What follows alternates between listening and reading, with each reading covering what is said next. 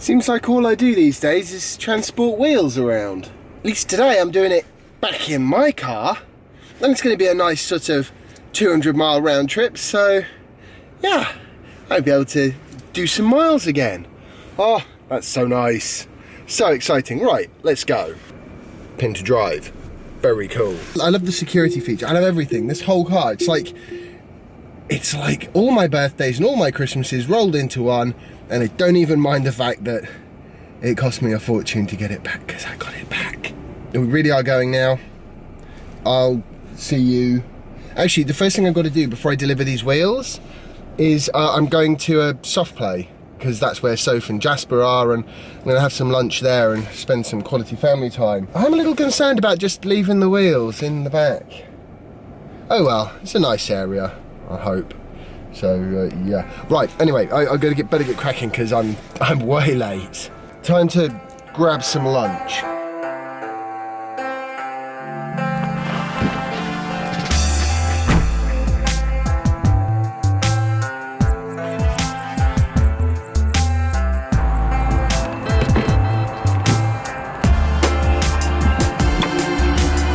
Oh, so nice to be back in a proper car. And the wheels are somebody else's.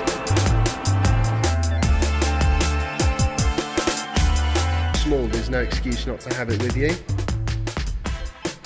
There's 6 spaces and 3 cars, so it might actually be idle feeing. Come on, unlock. There we go.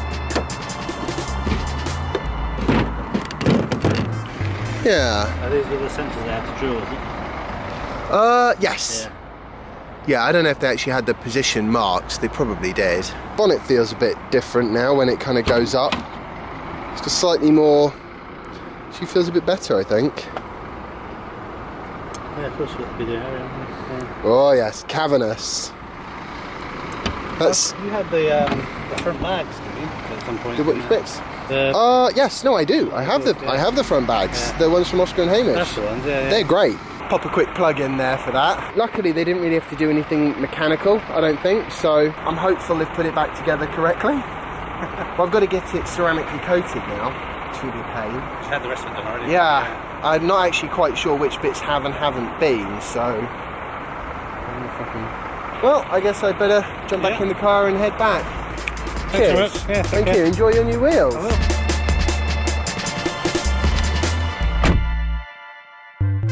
Yeah, this is interesting. 3 months of sitting in a garage seems to have upped the 90% range from 204 miles to 211. Now, I don't believe the battery's actually got more capacity now than it used to have. I think probably it's just not quite calibrated the way it should be, and actually the car will stop running at about 10 miles of range remaining. So I'll just have to bear that in mind. The other thing I just wanted to quickly mention is I think there might be a knock-on benefit to traffic in the southeast of the UK at least if we move away from petrol and diesel cars to, you know, electric cars on a bit more of a sort of, you know, en masse kind of basis. Because I've driven up here today, it's been about 95 miles I've done. I've passed, I think it was 4 cars that were stopped at the side of the road on bits of motorway where they no longer have a hard shoulder. You know, it's like they turn the hard shoulder into another running lane. And it makes sense, it's a cheap way to have more capacity on the roads.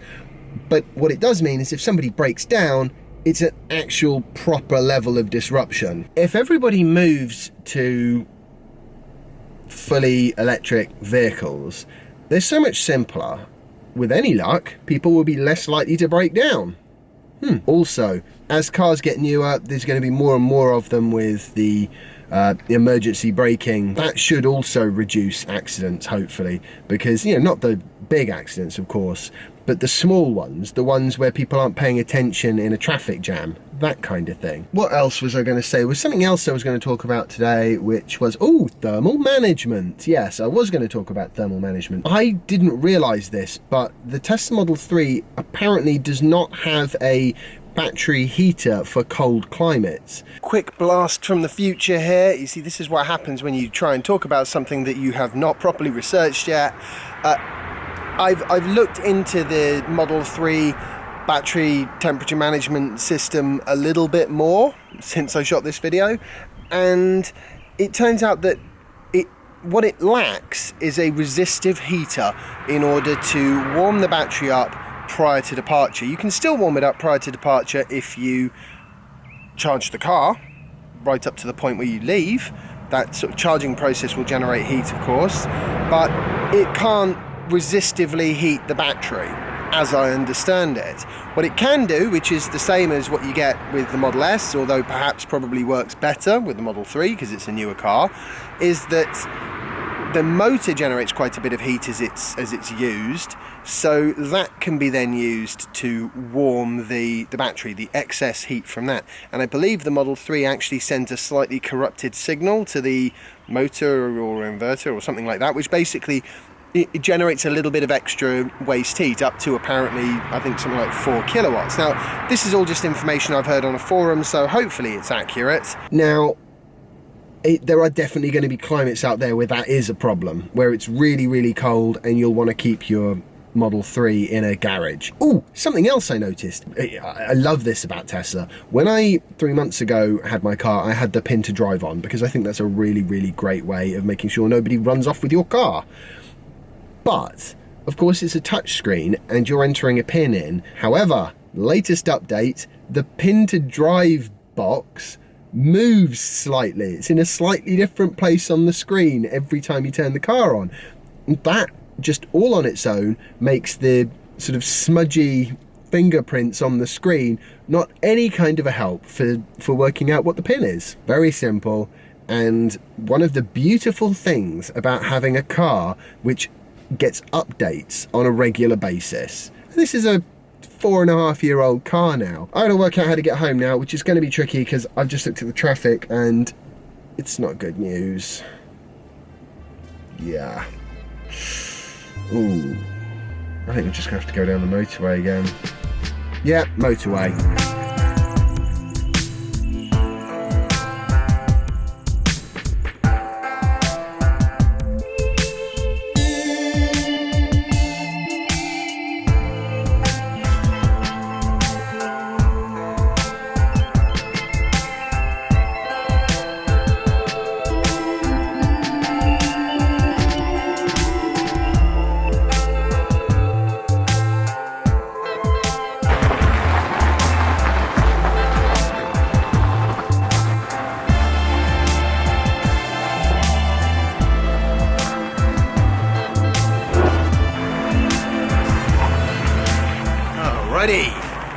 Another successful, almost 200-mile trip.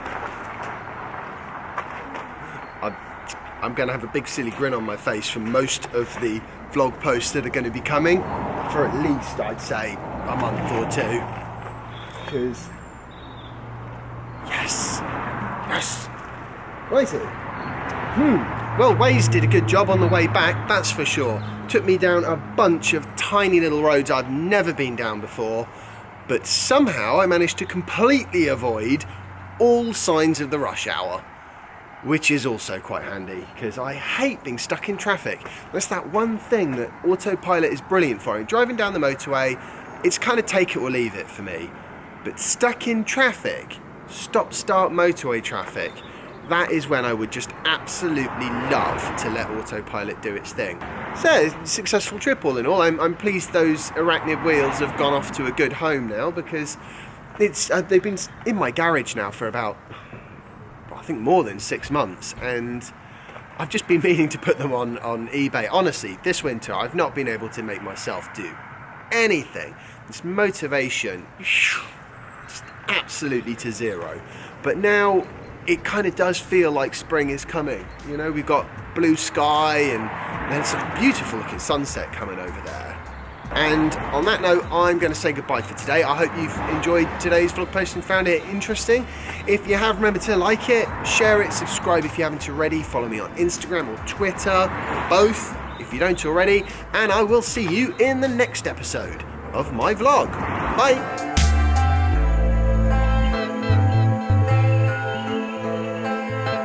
There's lots to be positive about. I've got my car back. Oh, yeah, that's a big one. I'm so out of the habit. Oh, and I forgot to open the flap. Alrighty.